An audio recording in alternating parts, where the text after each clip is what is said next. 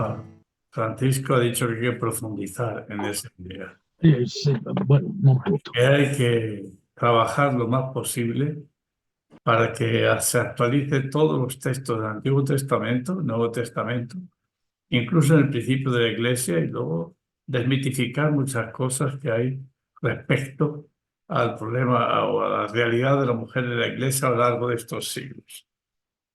Durante la mayor parte de la historia de la Iglesia, en denominaciones, en movimientos cristianos, a las mujeres se les ha negado el privilegio de servir como líderes.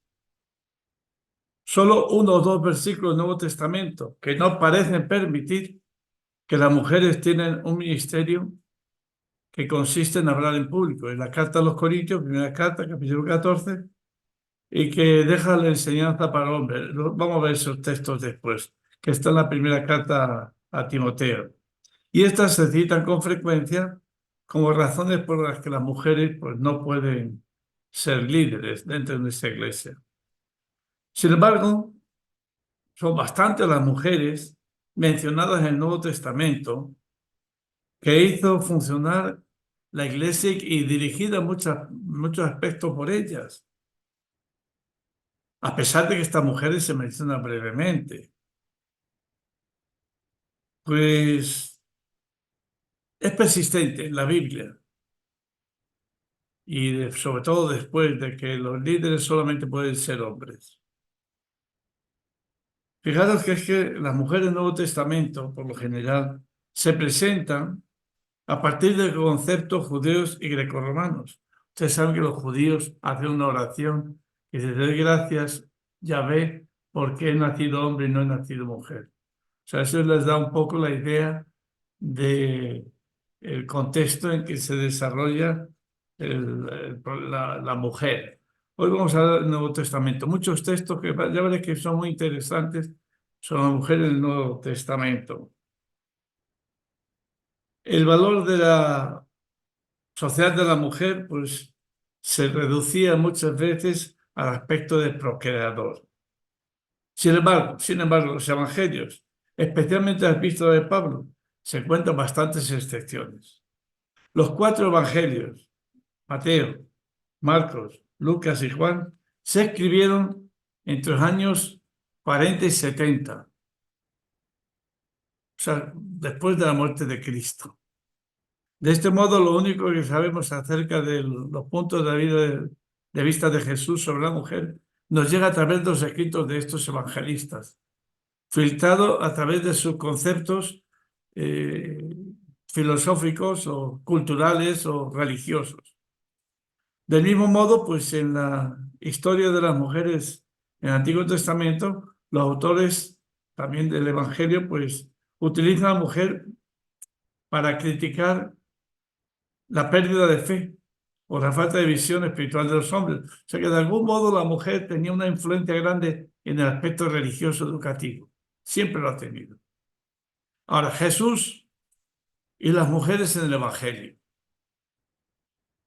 A partir del feminismo y de la teología feminista del siglo pasado, se popularizó enmarcar a Jesús como feminista. Fíjate que feminista es un término moderno, pero esta designación se aplica a lo que se considera la inclusión deliberada de la mujer en su ministerio.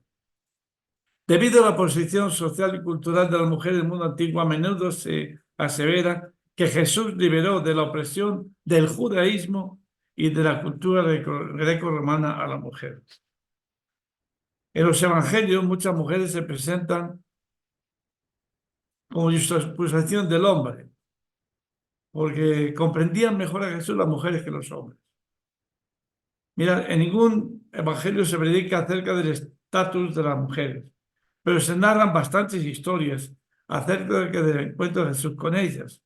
En Mateo en particular, se acusa constantemente a Jesús de comer, compartir en la mesa con publicanos y pecadores. Siempre se mencionan por este orden. Sin embargo, las continuas discriminaciones siempre se originan en las polémicas oponentes a Jesús, cuando se oponían. La tradición supone que los pecadores, fijaros bien, son las prostitutas. Los evangelios presentan a las mujeres en una juxtaposición con los hombres, pues comprenden mejor que ellos a Jesús. El Jesús de Mateo afirmó que las prostitutas entrarían en el cielo antes que los fariseos. Lucas relató la historia de una prostituta que lavó los pies a Jesús mientras él cenaba en el hogar de un fariseo. Ungió sus pies con perfume y los lavó con sus lágrimas. Se interpretó que había realizado este acto anticipando los rituales funerarios de la muerte de Jesús. Pero fijaros, este pasaje incluye una parábola acerca del perdón, incluso a los más pecadores. Entre ellos estaban las mujeres dedicadas a la prostitución. Todos los discípulos que se nombran en los evangelios son hombres, lo que simboliza el restablecimiento de las 12 tribus. Pero también se menciona a varias mujeres que viajan en el grupo, así como aquellas que apoyaban en el misterio de Jesús. Le acompañaban los 12 y también algunas mujeres que habían sido sanadas de espíritus malignos y de enfermedades. María, la que llamaba Magdalena, de la que habían salido 7 demonios. Juana, la esposa de Cusa, el administrador de Herodes. Susana y otras muchas más que ayudaban a Jesús con sus propios recursos.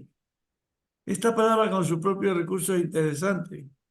Indica que estas mujeres pertenecían a una clase alta y tenían acceso a fondos o ingresos de las propiedades de sus esposos.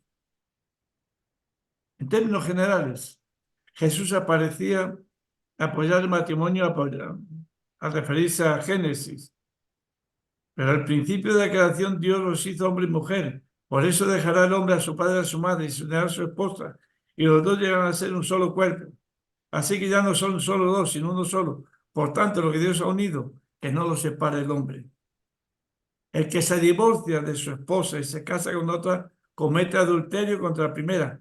Y si la mujer se divorcia de su esposo y se casa con otro, comete adulterio. O sea que para Jesús, el hombre y la mujer en este sentido están bien igualados. No hay el superior. Sin embargo, sabéis perfectamente que en el Antiguo Testamento el hombre podía repudiar, incluso porque hacía una mala comida. Podía repudiar a su mujer. Sin embargo, para Jesús no es así. Los evangelios también muestran a Jesús pues dando bienvenida a los niños, lo que puede interpretarse como un gesto propicio para el matrimonio. Jairo era líder de una sinagoga, aparentemente era seguidor suyo. Varios amigos le habían solicitado la presencia de Jesús debido a que su hija estaba enferma, pero había muerto antes de que pudiera llegar. Y Jesús se lo manifestó a los dolientes que no había muerto, que simplemente estaba dormida. Entonces se acercó a ella y le dijo, Talita Kumi, que se traduce en arameo, es niña, levántate. Lucas describió cómo Jesús, en medio de un funeral, levantó al hijo muerto de una viuda procedente de Naín. Nada se conoce acerca del origen étnico de esta mujer, pero Lucas utilizó al profeta Elías y Eliseo como modelo de su ministerio. Ambos profetas le habían dedicado tiempo a las viudas cananitas para devolverle la vida a sus hijos. Cuando Jesús viajó a Tiro, Fenicia, una mujer de la localidad le rogó que curara a su hija, que estaba poseída por un demonio. Deja que primero se sacien los hijos, replicó Jesús, porque no está bien quitarle el pan a los hijos y estar solo los perros. Sí, señor, respondió la mujer, pero hasta los perros comen debajo de la mesa de migajas que dejan los hijos. Jesús le dice, por haberme respondido así, puedes irte tranquila. El demonio ha salido de tu hija. La historia tiene importancia por el hecho de que los gentiles, quienes no eran judíos, comenzaron a ser ya más numerosos de los seguidores de Jesús que los judíos. Y ilustra también con efectividad que el propio Jesús daba por buena la misión entre los gentiles. Hay una historia interesante que se puede analizar lo que propugnan los evangelios a la liberación de las mujeres, que se encuentran en la crónica de esa mujer que padecía sangramientos. Dice el evangelista que en Marcos dice una mujer que padecía de hemorragias, tenía 12 años en esa situación. Tocó el manto de Jesús y fue sanada. Para los efectos rituales, las mujeres permanecían impuras durante los 7 días del ciclo menstrual. El alumbramiento conllevaba el límite de 30 días para mantener la pureza. Las reglas de pureza se relacionaban con su presencia en el templo, que era considerado un lugar sagrado. Esta interpretación se ha empleado de forma polémica para reafirmar que el judaísmo oprimía a la mujer, aunque en realidad todas las culturas de la antigüedad establecían rituales de pobreza, en concreto hacia la mujer. Bueno, la clave de la mujer en los evangelios es la Virgen María. Pero hay muchas mujeres que llevan el nombre de María. María en griego significa Miriam. La primera que conocemos en la Biblia es la hermana de Moisés, que además era un modelo a imitar. Pues sí, la primera que aparece en el Nuevo Testamento es María, la madre de Jesús, María Magdalena, María, madre de Santiago y de José, María Salomé, que también se conoce como madre de los hebreos, María de Cleofás, María de Betania, hermana de Marta y Lázaro. Algunas de estas mujeres, a falta de otros detalles, se identifican por el contexto y por su ubicación en las narraciones. La primera mención de María como madre de Jesús se encuentra en el Evangelio de Marcos, pero es en Mateo y Lucas donde vemos el papel de María en los relatos de la Natividad. La primera mención de María como madre de Jesús se encuentra en el Evangelio de Marcos, donde vemos el papel de María en sus relatos. Ambos, tanto Lucas como Mateo, pues representan cómo el Espíritu de Dios bajó sobre María, siendo ella virgen, lo que afirma el cumplimiento de las predilecciones realizadas por los profetas. Habían ya previsto, los profetas hablaban de una mujer que queda encinta, queda virgen. Las historias del libro del Génesis sobre la Anunciación se emplearon para dar a conocer la intervención divina en algunas narraciones relacionadas con el alumbramiento de las mujeres. La Natividad de Lucas comienza con el nacimiento de Juan el Bautista. El apóstol utiliza el símbolo de la mujer estéril para dar cuenta de la edad avanzada e infecundidad de Isabel y Zacarías. Un ángel se aparece a Zacarías cuando servía en el templo y le dijo que Elizabeth daría a luz un hijo, a quien pondría por nombre Juan. Luego Lucas cuenta la visita a su prima María, que la criatura que gestaba Isabel saltó en su vientre a la llegada de la madre del Señor. El único que cita esta relación familiar es Lucas. El Evangelio de Juan describe a María como un agente crucial en el Evangelio cuando las bodas de Caná, cuando hace el milagro de la conversión del agua en vino y que lo hace por intercesión de una mujer, de María. Ahora, hay otras dos mujeres muy interesantes que se parecen como amigas de Jesús, María y Marta. Es el evangelista Juan, al igual que Lucas, que aparece en la historia de María y Marta. En Lucas aparecen llevar una vida independientes. Mientras iba de camino con sus discípulos, Jesús entró en una aldea y una mujer llamada Marta nos recibió en su casa.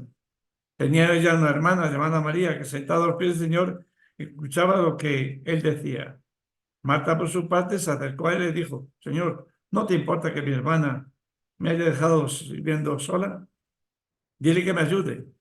Marta, Marta, le contestó Jesús, estás inquieta, preocupada por muchas cosas, pero solo una cosa es necesaria, y María ha escogido la mejor, y nadie se la quitará. De hecho, Juan conocía esa historia, pero añade el detalle de que eran hermanas de Lázaro, a que Jesús había levantado de entre los muertos. Allí se dio una cena en honor de Jesús. Marta servía. Lázaro era uno de los que estaban a la mesa con él.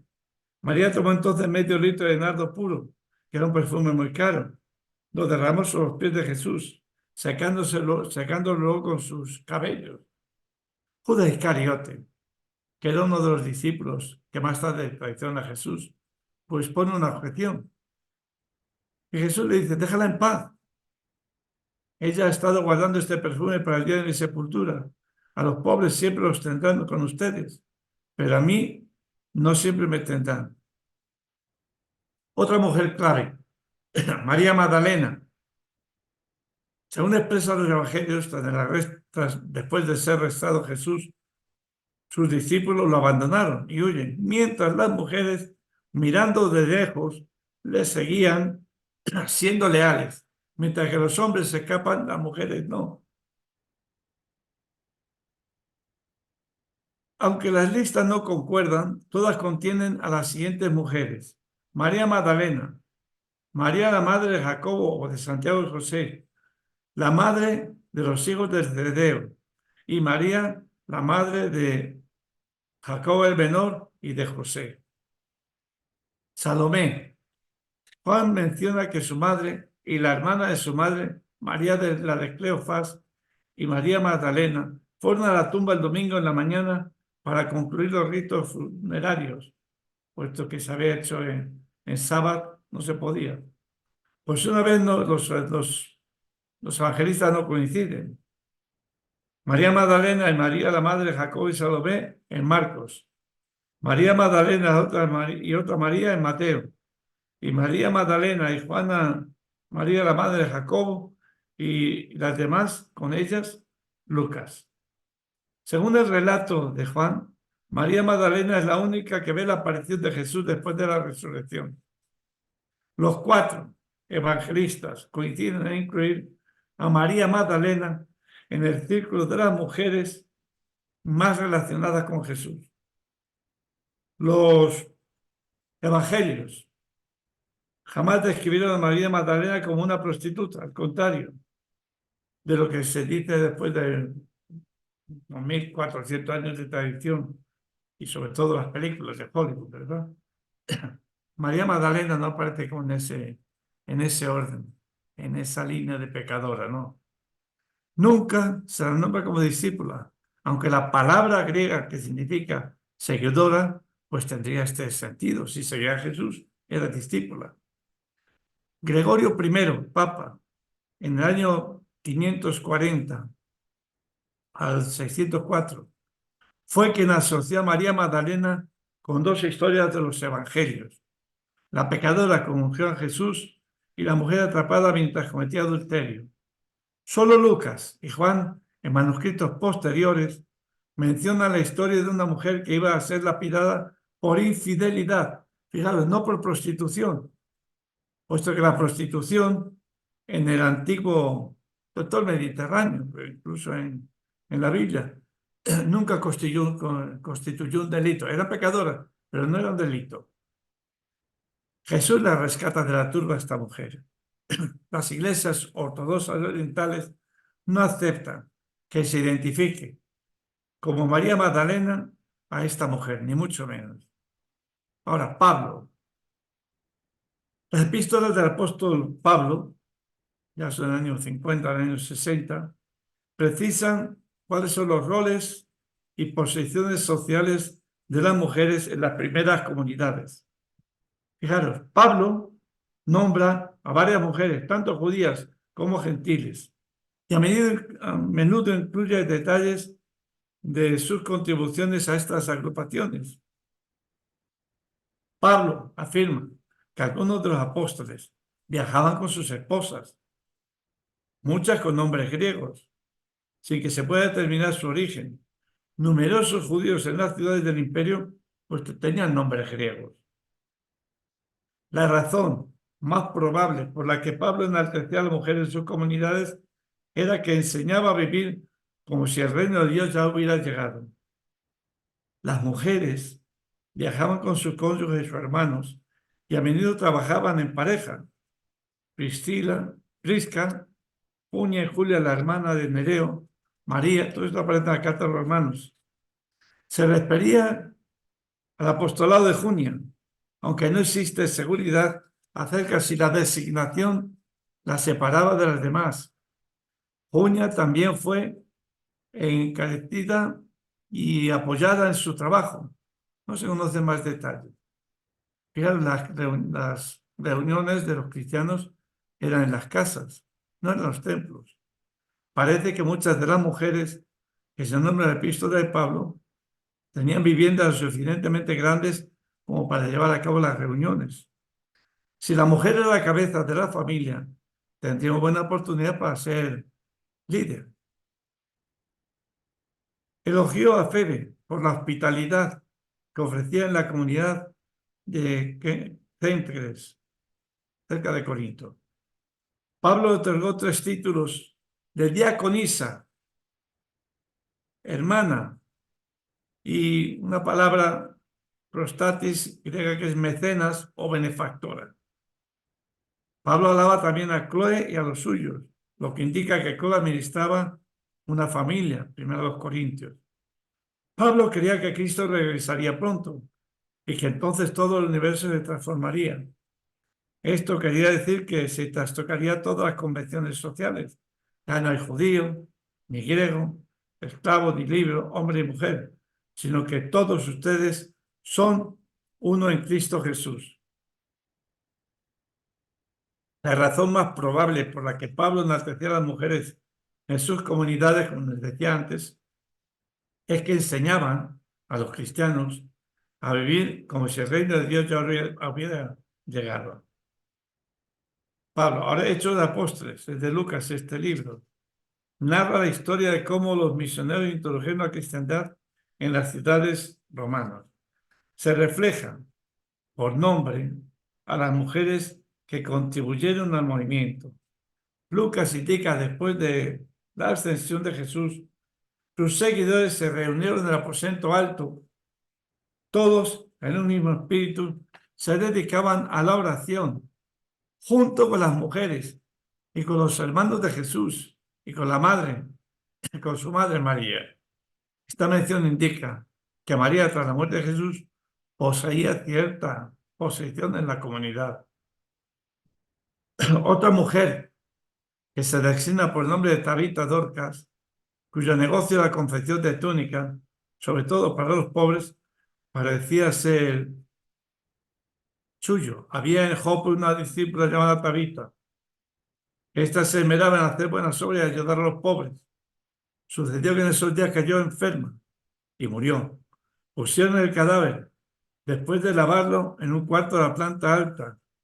Los creyentes llamaron a Pedro, que se encontraba cerca, y llegó y la levantó de entre los muchos y entre los muertos. Otro pasaje menciona a la divina Lidia cuando Pablo visitaba a Filipos. El sábado salimos a las afueras de la ciudad y fuimos a orilla del río, donde esperábamos encontrar lugar de oración. Nos sentamos y nos pusimos a conversar con las mujeres que se habían reunido. Una de ellas, que se llamaba Lidia, adoraba a Dios. Era en la ciudad de Tiatira y vendía telas de púrpura. Mientras escuchaba, el Señor le abrió el corazón para que respondiera al mensaje de Pablo. Cuando fue bautizada con su familia, nos hizo la siguiente invitación: si ustedes me consideran creyente en el Señor, vengan a hospedarse en mi casa. Y nos persuadió. Después de esto, Pablo se marchó a Atenas y de Atenas pasa a Corinto. Allí se encontró con un judío llamado Aquila, natural de Ponto, con su esposa Priscila. Hacía poco habían llegado de Italia, porque Claudio pues había expulsado a los judíos de Roma. Pablo fue a verlos y como hacía tiendas de campaña, al igual que ellos, se quedó para que trabajaran juntos. Esta historia de Priscila y de Aquila es una de esas cosas, una joya, diría yo, de erudición, donde aparecen o eventos que existieron fuera de los evangelios. Pablo lo menciona en los primeros Corintios, pero hay un historiador romano, Suetonio, describe la expulsión de los judíos de Roma en su vida de los Césares. O sea que la historia secular, pues de algún modo coincide en este sentido con los hechos de la apóstol, la historia de la iglesia primitiva. Hay un rol de las mujeres en las cartas pastorales, que son las de Timoteo, Tito. En estas cartas pastorales se contiene información que resulta importante para los pastores o líderes de las comunidades cristianas. Se escribieron a nombre de Pablo entre el año 80 y final del siglo I. Al principio se enseñaban que las convenciones sociales se revolucionarían y Pablo urgía a las viudas que no se volvieran a casar, puesto que el reino llegaría pronto. Tradicionalmente, la sociedad greco-romana presionaba a las viudas para que volvieran a desposarse. Puede que las mujeres acudieran en tropel a las nuevas comunidades porque les ofrecía escapar de esa responsabilidad social. Es probable que viviera en casa de los obispos, lo que aparentemente pues ocasionaba escándalo. Timoteo pues da una serie de cartas de reglas a las viudas. Dice: las que tenían hijos deben ganarse el sustento con apoyo de sus familias. Ninguna viuda menos de 60 años sería aceptada. La carta afirma que las viudas más jóvenes se preocupaban solo de sus vestimentas y pasaban todo el día en chismes y holgazanerías. Por eso, dice Timoteo, exhorta a las viudas jóvenes a que se casen y tengan hijos y que lleven bien su hogar y no den lugar a las críticas de los enemigos. Al propio tiempo, el estatus de las mujeres cristianas se desvalorizó. De hecho, dice: no permito que la mujer enseñe al hombre y ejerza autoridad sobre él. Debe mantenerse ecuánime, porque primero fue formado Adán y Eva después. Además, no fue Adán el que engañó, sino a la mujer. Y ella, una vez engañada, incurrió en el pecado. Pero la mujer se salvará siendo madre, permaneciendo con sensatez en la fe, el amor y la santidad. Esto ya es de Timoteo. Hay otro aspecto interesante de las mujeres como profetas o mujeres evangelizadoras. Pero la profecía era importante. En el segundo lugar de la lista de Pablo, los ministerios son los profetas. Con la venida del Espíritu Santo en Pentecostés, la función de la profecía se hizo mucho más generalizada que antes. En el día de Pentecostés, Pedro citó al profeta Joel y dijo: y serán los últimos días, dice Dios, que yo derramaré mi espíritu sobre toda carne, y vuestros hijos y vuestras hijas profetizarán. Tu juventud se verá en visiones, y vuestros ancianos soñarán sueños. Incluso en ambos ministros y sobre mis siervas, ministros, aquellos días derramaré mi espíritu y profetizarán. Esto está hablando de Hechos de los Apóstoles 2:17. Lo cual quiere decir que la profecía, que era un aspecto importante, un ministerio importante en la iglesia, pues lo ejercían las mujeres. Las profetas eran mujeres que hablaban de Dios. Su discurso pues era inspirado por el Espíritu Santo, que puede o no haber incluido predicción. En la iglesia primitiva, profetas, orientación proporcionada, la enseñanza, el fortalecimiento, aliento y consuelo les correspondía a estos profetas. Pablo considera la capacidad de la profecía como la más deseable de los dones espirituales y que consideraba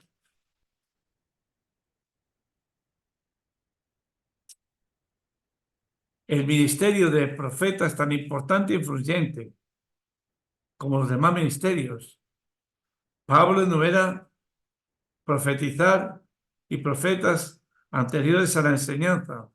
Los profesores en las listas de dones ministeriales pues están en Romanos, y decir que las mujeres Según Pablo, al profetizar tenía una jerarquía dentro de la iglesia.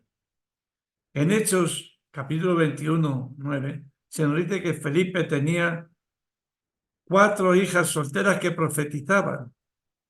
Algunos argumentan que las hijas de Felipe no son llamadas de manera explícita profetas o profetisas. Sin embargo, esto no significa que las mujeres no fueran reconocidas como profetas. Profetizar es lo que caracteriza el ministerio continuo de estas mujeres. Así que eran profetas.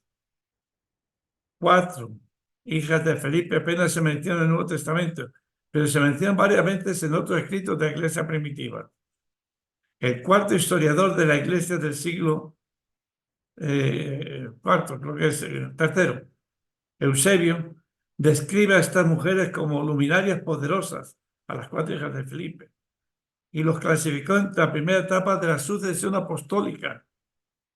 Por otra parte, consideraba el ministerio de las hijas de Felipe como punto de referencia para el ministerio profético de la iglesia primitiva. Eusebio los comparó con otros profetas notables masculinos y femeninos: Agabo en los Hechos, Judas y Silas en los Hechos, la profetisa Ania en la iglesia de Filadelfia y a Cuadratus en Atenas. Por todas las cuentas, las hijas de Felipe eran altamente respetadas profetisas y líderes femeninas en la iglesia primitiva, como era Ania.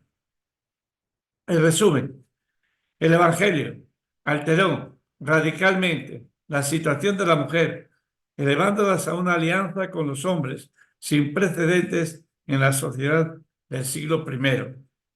Esto se ve en el Nuevo Testamento. Las siguientes mujeres del primer siglo son todas ministros líderes de las iglesias mencionadas.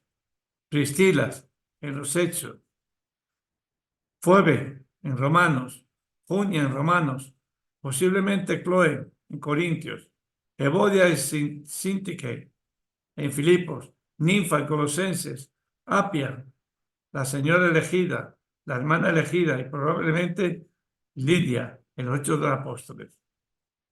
La Iglesia, en su conjunto, ha sido muy lento en abrazar la idea del Nuevo Testamento de la igualdad y la reciprocidad entre las personas, independientemente de su raza y género. Así lo demuestra el hecho de que se trata de, por ejemplo, la esclavitud. Solamente fue prohibida en las naciones cristianas de Gran Bretaña y Estados Unidos de América en 1833 y 1865 respectivamente, y por el hecho de que la discriminación racial solo se haya declarado inmoral e ilegal en la historia reciente. Eso no quiere decir que no fuese inmoral antes. Estoy convencido de que la discriminación contra los líderes de la Iglesia en base al género también se convertirá en una cosa del pasado y que las generaciones futuras se verán en dificultades presentes y habrá muchos debates sobre este tema con incredulidad. Sería maravilloso si la Iglesia en su conjunto reconociese que según el Nuevo Testamento las mujeres hacían función de líderes como los apóstoles, profetas, evangelistas, pastores y maestros, y que eran respetadas y valoradas en estas funciones por tales personas como el apóstol Pablo las consideraba así. En resumen, es bíblico para una mujer ser líder de la Iglesia. Por otra parte, si negamos a mujeres talentosas la oportunidad de ejercer su ministerio de liderazgo, rechazamos a algunas de las mismas personas que Jesús había designado y dado a su Iglesia. La misión de nuestra Iglesia solo puede ser mejorada y ser más eficaz cuando los hombres y las mujeres dotados como ministros entre sí utilicen sus habilidades y capacidades complementarias. Los hombres y las mujeres deben estar unidos en la causa del Evangelio en la edificación del cuerpo de Cristo, así como en el equipamiento de la gente de Dios para alcanzar a los perdidos, en misión de todos ellos. Habrá que hablar en la iglesia primitiva, habrá que hablar mujeres. Sería bueno este tema también de las mujeres en la iglesia. A pesar de toda esta reducción de la mujer después del Nuevo Testamento, ¿verdad? Pues ha habido mujeres clave en la Iglesia Católica a lo largo de todos los siglos. Voy a mencionar algunas. La primera, Santa María, Madre de Dios. Es nuestra madre, es nuestro modelo por excelencia. Con su sí generoso, con su sí libre, nos permite recibir el regalo más preciado, nuestro Señor Jesucristo. Sabes bien que ella es la estrella que empieza a iluminar el camino de Jesús, ese que nos traía el Señor. Santa María, desde su naturaleza de mujer, escucha, medita, acoge, vive en carne propia la palabra de Dios. Es una mujer fuerte, tierna, coherente y constante.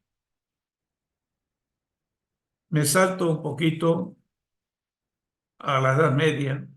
Santa Juana de Arco, con solo 17 años, esta joven mujer se transformó en una heroína nacional para su país, Francia. El Papa Benedicto XVI se refiere a ella como una laica consagrada en la virginidad mística, en medio de las realidades más dramáticas que vivía la Iglesia en esa Europa medieval. Con una espiritualidad cristocéntrica y mariana, se involucra en la vida social y política de su país. Es un modelo de mujer fuerte que sigue los designios de Dios hasta el último suspiro. Murió quemada en la hoguera pronunciando el nombre de Jesús. Santa Juana de Arco es clave también. Es impresionante esta mujer. Y fijaros cómo murió. Otra mujer que es interesante, Santa Clara de Asís. Nace de una familia acomodada que ella decidió abandonar para convertirse en la hija espiritual de San Francisco de Asís, una de sus primeras seguidoras. Fundó la Orden de las Hermanas Pobres de Santa Clara, comúnmente llamadas monjas clarisas. También escribió su regla monástica, la primera de la historia escrita por una mujer. Santa Clara es patrona de televisión y las telecomunicaciones. Pero en siglo XIV hay una mujer también muy especial, que es Santa Catalina de Siena. Curioso, no sabía escribir, pero tiene varios escritos. Le escribían la gente que le seguía. Santa Catalina empezó su recorrido espiritual a los 7 años de edad, en la que tuvo su primera visión. Fue terciaria dominica, mística y filósofa. Catalina dedicó toda su vida al estudio de la teología y de la práctica espiritual. También fue muy activa políticamente, luchando por la reconciliación italiana y por el regreso del papado de Aviñón a Roma. Gracias a sus obras se ganó el título de doctor de la Iglesia junto con San Francisco. Santa Catarina de Siena es patrona de Italia y también figura entre los patronos de Europa. Por supuesto, Teresa de Jesús, Teresa de Ávila, es la primera doctora de la Iglesia, la reformadora del Carmelo. Exigía a sus monjas ser fuertes y tener temple para resistir la enfermedad, o sea, la adversidad. Su poesía es una invitación a la lucha interior. Es una mujer castellana, reformadora, aunque los catalanes dicen que es catalana también. Mística, y que sigue toda una orden, los carmelitas descalzos. Se le considera también una de las grandes maestras de la vida espiritual de la Iglesia. Otra mujer de América Latina, primera santa de allí, y es Rosa de Lima, hija de un tiempo y una cultura concretos. Se dolía de que como mujer no pudiera aplicarse al ministerio apostólico. Le habría gustado ser cura, pero lejos de dejarse atrapar por las contrariedades, apostó por construir humanidad con las posibilidades que estaban en su mano hasta llegar a ser una de las mujeres más influyentes de su época, femenina y muy bella. No dejó de instrumentalizar su físico, sino que lo empleó y se empleó con todas sus fuerzas en los auténticos valores que no perecen, llevar a los hombres y a las mujeres a la esperanza. Nos pasamos ya al siglo XIX. Teresa de Lisieux, Santa Teresita del Niño Jesús, escritora mística y carmelita descalza. Teresa fue la primera de su época en querer rescatar la esencia evangélica. Llegó a afirmar que el evangelio es el amor. Murió a los 24 años, pero en su breve vida llegó a distinguirse por su santidad, convirtiéndose en una de las santas más populares del mundo. Edith Stein, siglo XIX y siglo XX. Edith Stein es una intelectual hebrea que después de una fase de ateísmo se convirtió al catolicismo leyendo la vida y las obras de Santa Teresa. Era una gran filósofa. Entra en la orden de las carmelitas descalzas.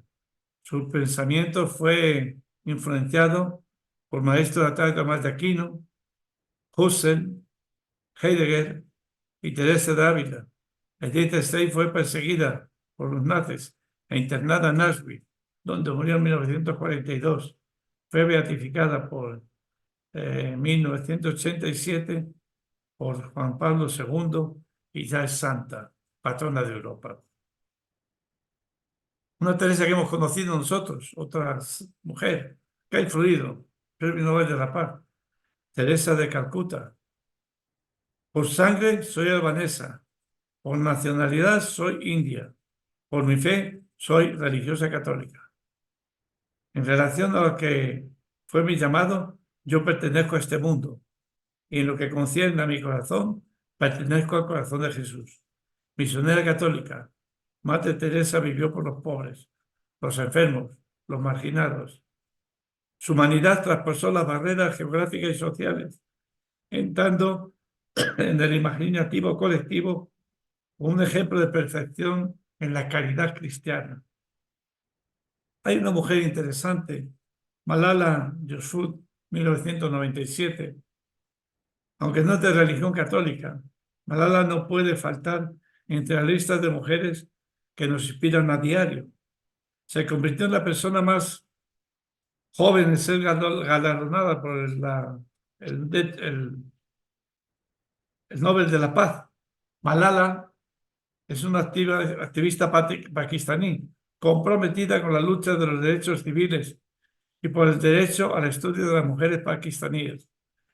Tenía 11 años cuando empezó su blog por la BBC, en el que denunciaba las múltiples violaciones de los derechos de la mujer por el gobierno talibán. Con 15 años recibió un disparo en la cabeza en un atentado terrorista, luego reivindicado por los talibanes. No solo sobrevivió, sino que se convirtió en el símbolo de lucha por los derechos de las niñas y las mujeres. Podríamos citar Santa Mónica como Agustino, ¿verdad? O Santa Rita de Casia, Santa Cecilia, patrona de la música, la historia de Santa Lucía, mártir de Siracusa, Santa Catalina Labouré, la de la medalla milagrosa. Esta mujer interesantísimo recibió la visión de que se hiciese la medalla milagrosa, aquí la tengo yo por aquí, y la tengo, la medalla milagrosa, con unos signos y unas cosas especiales. Bueno, pues esta mujer se lo dijo al confesor y el confesor pues le dijo no dijera nada a nadie, pero él siguió las normas que le había dicho ella. Se grabó la imagen de la medalla milagrosa, se repartió por el mundo, empezó a ser milagrosa por los milagros que se hacían con ella y ella en silencio siguió siendo la portera y la que barría el convento. Hasta que murió su confesor y el confesor siguiente, que le dijo que era ella,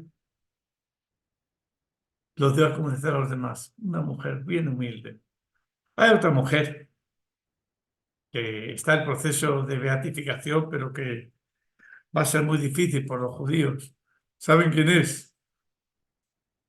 Isabel la Católica. Es genial. Es una mujer, bueno, Santa Mónica, y más de lo que influyó en San Agustín, ¿no? Y cómo en realidad San Agustín dice que es lo que es por Dios, pero también por su madre, por una mujer. Pues Isabel la Católica, sí. Isabel I de Castilla, de Madrigal de las Torres, reina de Castilla y León, de la Corona de Aragón, hija de Juan II de Castilla, Isabel de Portugal. Tenía solo 3 años cuando su hermano Enrique IV tiene la corona de castellana. Enrique IV era de carácter débil, indeciso, reconoció a la princesa Isabel como heredera al trono del pacto de los toros de Guisando en Ávila, con lo cual privó a sus derechos sucesorios a su propia hija, la princesa Juana. La maledicencia suponía que esta princesa Juana en realidad era hija de Bertrán de la Cueva, duque de Alburquerque, de ahí es su nombre la Bertraneja. Bien, con objetivo de consolidar su posición política, los consejeros de Isabel la Católica acordaron su boda con el príncipe Felipe Fernando de Aragón. En la universidad está el cuadro donde representan a Isabel la Católica, un cuadro enorme que es en el claustro, donde representan a Fernando. Con siendo reina de Castilla, pues, ¿qué no hace esta mujer? Por ejemplo, en las líneas políticas que se desarrolla Isabel I de Castilla y Fernando de Aragón, pasarían como reyes católicos, título que concedió el Papa Alejandro VI en 1494. Fueron el afianzamiento y la expansión poder real, el estímulo en la economía, la conclusión de la reconquista de los musulmanes de todo el territorio peninsular y el fortalecimiento de la fe católica. Para consolidar y prestigiar la monarquía, la reina Isabel implantó la Santa Hermandad, una especie de guardia civil, institución encargada de garantizar la estabilidad del orden público y la administración de justicia. Convirtió el Consejo Real en el principal órgano de gobierno del reino, en detrimento de las Cortes. En el aspecto económico, Isabel Católica saneó la hacienda pública merced al estricto sistema fiscal e incentivo con la cuestión de ganadería ovina y el comercio de la lana. Además, supo canalizar la tradición militar y expansiva de Castilla hasta la conquista del reino nazarí y Granada, último bastión islámico de la península. La guerra contra los musulmanes norteafricanos, a los que arrebató Melilla. Con todo, el mayor logro de la política exterior isabelina fue, con toda seguridad, el apoyo a la expedición que culminaría con el descubrimiento de América por Cristóbal Colón. En materia religiosa, Isabel Católica llevó a cabo una profunda reforma eclesiástica con la ayuda de Cardenal Cisneros. Creó el Tribunal de la Inquisición para velar por la ortodoxia católica. Culminó el proceso de unificación religiosa con la expulsión de los judíos, los mudéjares. A su muerte, el 26 de noviembre de 1504, el trono de Castilla pasa a su hija Juana la Loca, madre del futuro rey, emperador Carlos V. Es curioso porque los reyes católicos fundaron, bueno, nació como saben, en Madrigal de las Torres, fue coronada en Guisando, pero tuvo su palacio en Ávila, con lo que es el convento de Santo Tomás. Pero allí murió su hijo, don Juan, el heredero del trono, que pasó a ser ya del trono de los Austria. Y enterraron al príncipe don Juan en Santo Tomás de Ávila y nunca más volvió por Ávila. De hecho, están enterrados en Granada, el último bastión musulmán y que ellos conquistaron. Bueno, faltan temas, sobre todo hay un tema más interesante que es el de las diaconisas en la iglesia primitiva. Hubo diaconisas, aunque después se suprimieron. Hubo un obispo mexicano que ordenaba al diácono casado con su mujer. Entonces armó una diatriba si esa mujer estaba ordenada a diáconos o no. La intención de este obispo era ordenar también a mujeres.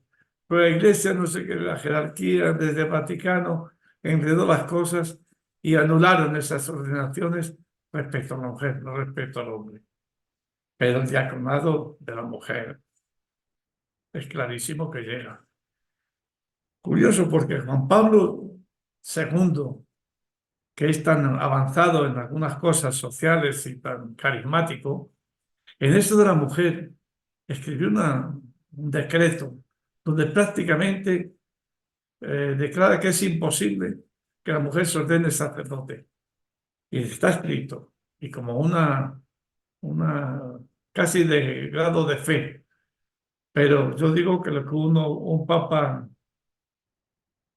admite o escribe o afirma, otro papa puede no afirmarlo.